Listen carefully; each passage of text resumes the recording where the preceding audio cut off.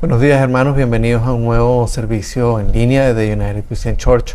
Hoy vamos a continuar con nuestra serie de sermones sobre la segunda carta de Pablo a Timoteo. Y como hemos estado viendo durante las semanas que hemos estado estudiando esta carta, hay una realidad que como cristianos no podemos ignorar, y es que el camino a la santidad, el camino de la vida cristiana, ese llamado que Dios nos hace a la santidad es duro, es difícil, está lleno de obstáculos, está lleno de distracciones e involucra una dosis importante de pruebas a través de las cuales el Señor nos va transformando, nos va moldeando de acuerdo a su voluntad. Y como vimos la semana pasada, en medio de todas esas pruebas, en medio de las aflicciones y el sufrimiento, tenemos la garantía de que Dios recompensará por la eternidad nuestra perseverancia frente a esas pruebas, que fue Él quien nos rescató cuando sabemos que Él niega a quienes lo niegan y que pasamos toda una vida negándolo. Fue Él quien nos rescató de ese lugar oscuro y quien abrió nuestros ojos para que dejáramos de negarlo, y que aun cuando caigamos, aun cuando le seamos infieles, Él continúa siendo fiel porque no puede negarse a sí mismo. Y es en función de estas tres realidades, es con estas tres realidades en mente que hoy vamos a comenzar a estudiar el llamado que Dios nos hace a perseguir la santidad en lo que queda del capítulo 2 de Segunda de Timoteo. Hoy vamos a concentrarnos fundamentalmente en los versículos 14 y 15, pero antes de continuar con el sermón vamos a dedicar este tiempo al Señor. Vamos a pedirle que nos hable, que abra nuestros corazones, que abra nuestro entendimiento y que nos permita recibir su palabra con sumisión, con humildad, para ser transformados a la imagen de Cristo. Vamos a orar. Padre, te damos el honor y la gloria, Señor. Te pedimos que abras nuestros oídos, nuestros ojos, y que pongas en nosotros, Señor, la disposición correcta. Que pongas en nosotros un corazón humilde, Señor, dispuesto a escuchar, dispuesto a ser confrontado y a ser transformado, Padre. Te damos el honor y la gloria a ti. Te alabamos y te bendecimos por el precio, Señor, que pagaste en la cruz, por el privilegio que nos das de ser tus siervos, Padre, por hacernos parte de tu reino, por hacernos miembros de tu familia y por darnos esta tarea tan hermosa y tan privilegiada, Señor, de compartir su evangelio con las naciones. Te damos el honor y la gloria y ponemos este tiempo en tus manos, Señor, dándote nuevamente las gracias, Padre, y pidiéndote que nos hables, Señor, en el nombre de Cristo. Amén y amén. Ok, ahora sí vamos a abrir nuestras Biblias en Segunda de Timoteo, capítulo 2, y vamos a leer los versículos 14 y 15. Segunda de Timoteo, capítulo 2, versículos 14 y 15. La palabra de Dios dice así: no dejes de recordarles esto, adviérteles delante de Dios que eviten las discusiones inútiles, pues no sirven nada más que para destruir a los oyentes. Esfuérzate por presentarte a Dios aprobado como obrero que no tiene de qué avergonzarse y que interpreta rectamente la palabra de verdad. En el pasaje de hoy, en este pasaje que acabamos de leer, tenemos las dos primeras exhortaciones en el camino a la santidad que Pablo nos hace en esta nueva sección de la carta. Y sin decir más, vamos a pasar de una vez a la primera de esas exhortaciones, que es: eviten las discusiones que desvíen a los oyentes de la verdad. Permítanme leer nuevamente el versículo 14. No dejes de recordarles esto, adviérteles delante de Dios que eviten las discusiones inútiles, pues no sirven nada más que para destruir a los oyentes. La primera pregunta que tenemos que hacernos al leer este versículo es: ¿cuáles son esas discusiones inútiles a las que estaba haciendo referencia Pablo? ¿De qué tipo de discusiones estaba hablando Pablo? Y para entender de qué tipo de discusiones estaba hablando el apóstol, debemos ir a la última frase del versículo, que nos dice que esas discusiones no sirven nada más que para destruir a los oyentes. Se trata básicamente de discusiones que tienen la capacidad de destruir a los oyentes. Y pareciera lógico pensar, por el contexto de la carta, que al hablar de destruir, Pablo estaba haciendo referencia a perjudicar la fe y el desarrollo espiritual de los oyentes. No se trata de discusiones triviales sobre temas que no afectan la vida cristiana, como el clima, las vacaciones, los deportes o cualquier otra cosa, sino de temas que pueden confundir a los oyentes, incitarlos a pecar o desviarlos de la sana doctrina. Discusiones que cuestionen la suficiencia del sacrificio de Cristo y coloquen el peso de la salvación en el hombre y no en Dios. Que tergiversen el propósito de la vida cristiana e induzcan a los oyentes a buscar en Jesús prosperidad, sanidad y gloria personal en lugar de salvación y gloria para Dios. Discusiones que generen contienda, rivalidad, celos, envidia, deseos impuros o cualquier otro sentimiento que incite a otros a pecar. Y en general, cualquier tipo de discusiones que alejen a los oyentes de la verdad y los acerquen al pecado deben ser evitadas. Cualquier discusión que incite a la gente a pecar y que los aleje de la verdad debe ser evitada. Ahora, es evidente que esto conlleva una gran responsabilidad para todo verdadero discípulo de Jesús, ya que para poder identificar cuando una discusión tiene el potencial para destruir a los oyentes, debemos primero estar nosotros mismos bien fundamentados en la verdad, conociendo la sana doctrina, viviendo la sana doctrina, entendiendo el Evangelio, conociendo la voluntad de Dios. En algunos casos, las discusiones que perjudican o que destruyen a los oyentes pueden ser evidentes, pero en otros casos la cosa no es tan sencilla. Debemos estar primero nosotros mismos bien fundamentados en la verdad, conociendo, viviendo, compartiendo la sana doctrina. Y esto nos lleva a la segunda exhortación que nos hace Pablo en estos versículos, que es: esfuérzate por ser un siervo aprobado por Dios. Permítame leer nuevamente el versículo 15. Esfuérzate por presentarte a Dios aprobado, como obrero que no tiene de qué avergonzarse y que interpreta rectamente la palabra de verdad. Lo primero que uno debe preguntarse frente a esta segunda exhortación y a la luz de lo que nos dice el resto de la Biblia es: ¿qué significa ser un siervo aprobado?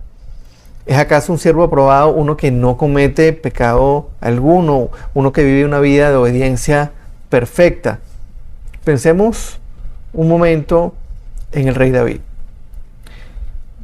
que a pesar del adulterio que cometió con Betsabé, a pesar de que mandó a asesinar a el esposo de Urías, de Betsabé, a Urías, es descrito en la Biblia como un siervo conforme al corazón de Dios, y es de hecho el referente con el cual, o frente al cual, Dios juzga la conducta del resto de los reyes de Israel.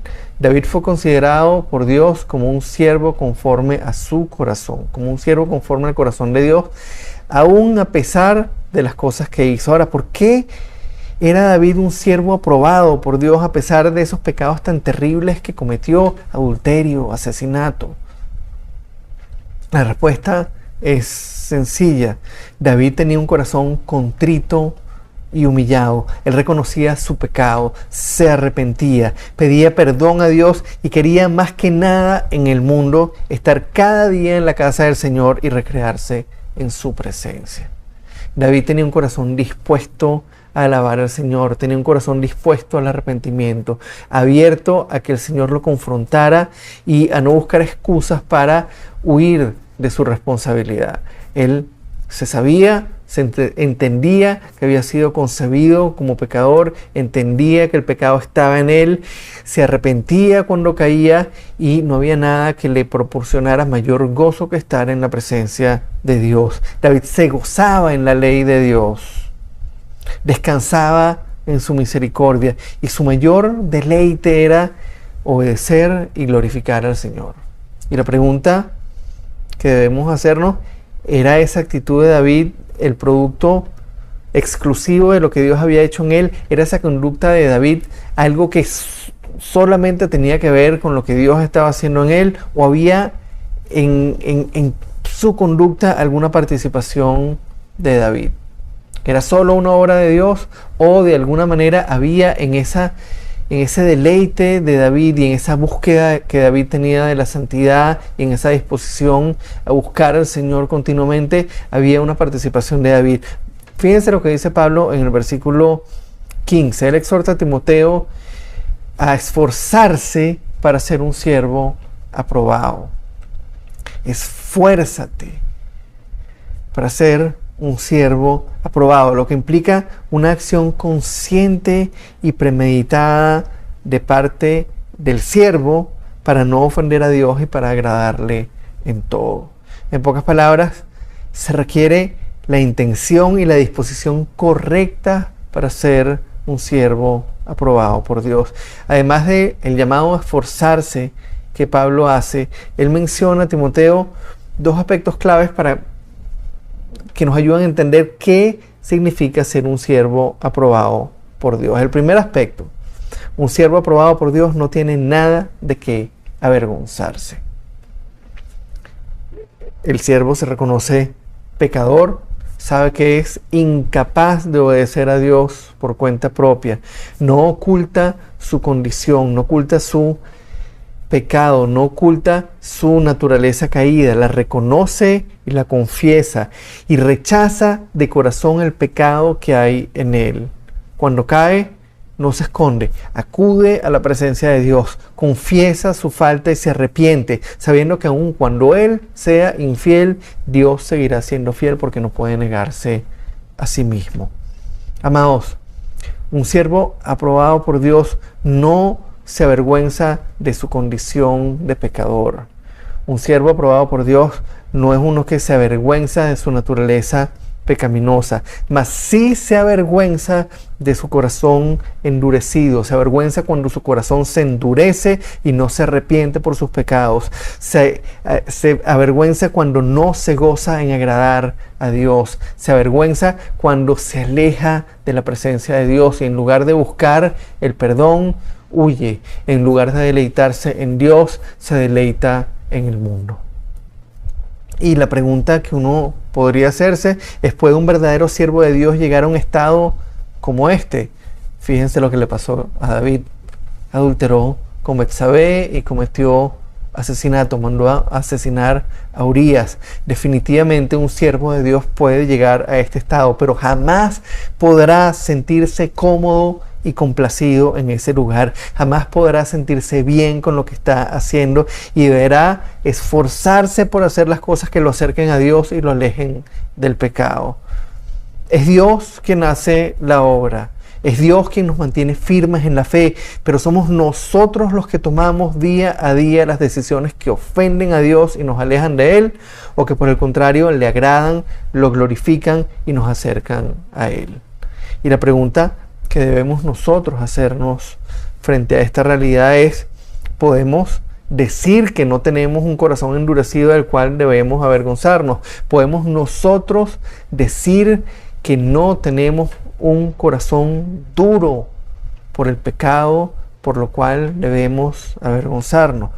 Vamos a el segundo aspecto clave para entender lo que es un siervo aprobado por Dios, y es que un siervo aprobado por Dios interpreta rectamente la palabra de verdad.